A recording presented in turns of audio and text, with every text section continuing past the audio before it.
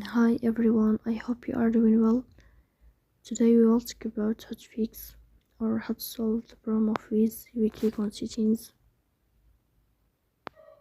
Here on this page we click on apps, default apps, app settings.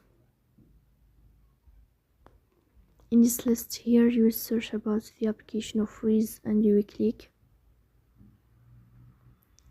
Here in this window of app info you will click on first stop and you will click OK.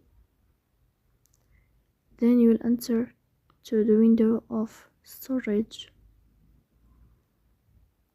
Here we click on clear cache. In the end you will turn off your phone and you will wait a moment to restart your phone again to fix that problem. So that's all, don't forget to support us by like and subscribe.